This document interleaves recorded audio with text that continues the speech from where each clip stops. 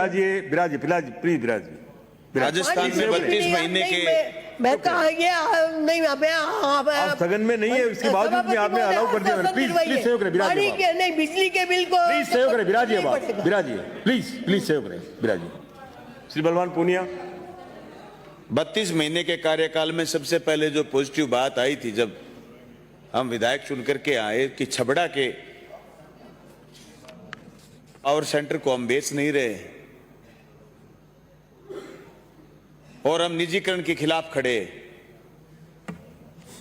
सभापति महोदय, 32 महीने के बाद हमें ये समझ में आया है कि ऐसे पॉजिटिव प्रयास जिसमें दीनदयाल योजना की जो बात साथी कर रहे थे, इस सरकार ने चुनने के बाद डाणियों में बेहताशा कनेक्शन किए थे, इसमें कोई दो राह नहीं। लेकिन आज परिस्थिति अलग है। मंत्री जी, मैं आपका ध्यान आकर्षित करना चाहूंगा, जो आपने मुख्यमंत्री जी ने कोरोना के समय लोगों को पिछले कार्यकाल में मदद की थी, 2-2 हजार रुपए गरीब के खाते में भेजने का काम किया, इस साल भी किया, लेकिन बिजली के बिल में वो पैसे वापस हमने ले लिए। और हकीकत है, ये दर्द है। हमने पहले भी पिछली जून में भी चिट्ठी लिखी थी, अब की बार फिर मुख्यमंत्री जी को और आपको चिट्ठी भेजी थी कि बिजली के दाम बढ़ रहे हैं, लोग परेशान। दाम बढ़ने के साथ साथ अभी एक साथी कह रहे थे कि साहब लोग दीपक में चले जाएंगे। नहीं जाएगा कोई दीपक में। इस युग में ये बात सोचना ही नाकाफी है कि साहब कोई दीपक में या बिजली का कनेक्शन कटा लेगा। कनेक्शन तो हमें और ज्यादा देने पड़ेंगे, लेकिन हमें जरूरत इस बात की है कि ये बिजली के दाम क्यों बढ़ रहे हैं। आपके एफआरटी लगाने के बावजूद लोगों को सुविधा मिलने की बजाय नुकसान हुआ। और धन्यवाद आपका कि मेरे यहां से तो एफआरटी हट गई, आप पूरे राजस्थान से भी हटाइए। किस तरीके से दिल्ली में यह प्रयोग किया गया कि बिजली कंपनियां जनता को लूट रही थी, और जब बिजली कंपनियों की ऑडिट हुई तो दिल्ली में बिजली के दाम घट गए। आज हम क्यों सुने सारी चीज पॉजिटिव करने के बाद कि राजस्थान में बिजली के दाम बढ़े हुए। आप कंपनियों की ऑडिट करवाइए।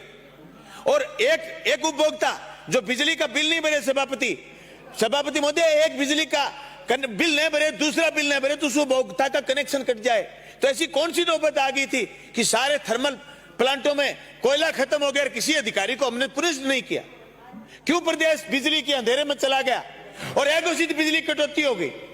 जो गांव में दर्द है, गांव के आदमी फोन करते हैं, सही बात की साथियों ने, गांव के आदमी फोन करते हैं रात के समय कि इतनी भयंकर उमस है, हम 800 रुपए स्थायी शुल्क दे रहे हैं, लेकिन बिजली चली गई, हमें पता नहीं कितने घंटे में वापस आएगी। ऐसी को पता नहीं कि कैसे कहां से कट कहां से लगता, शटडाउन कहां से ले लिया, लोड से कहां से कनेक्शन कट गया बिजली का। तहसील की तहसील पूरी की पूरी ग्रामीण क्षेत्र बंद रहते हैं। सभापति महोदय, जो बिजली को लेकर के आज चिंता, अभी 28 महीने का कार्यकाल इस सरकार का और बाकी, मैं उम्मीद करता हूं सभापति महोदय आपसे कि आप राजस्थान की सरकार को निर्देशित करें कि बिजली के बढ़े हुए दाम वापस लें।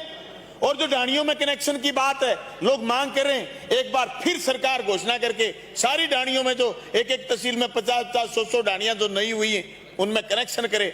दूसरा, जो स्थायी शुल्क के नाम पर बेताशा वृद्धि हुई है और 16% से लेकर के 30% बिजली के दाम बढ़े हैं ग्रामीण और शहरी क्षेत्र में, वो बढ़े हुए दाम वापस ले। मेरी तो इतनी इल्तिजा है और मैं उम्मीद करता हूं कि सरकार जिस तरीके से कोरोना काल में जनता के पक्ष में और शिक्षा और दूसरे क्षेत्रों में जल जीवन मिशन में काम किया, मैं समझता हूं बिजली के क्षेत्र में भी सरकार जनता की इस बात को पूरी करेगी।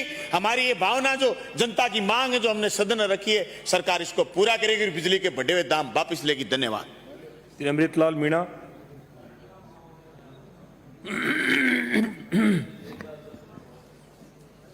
माननीय सभापति महोदय जी, मुझे बोलने का अवसर दिया, मैं आपको धन्यवाद दूंगा।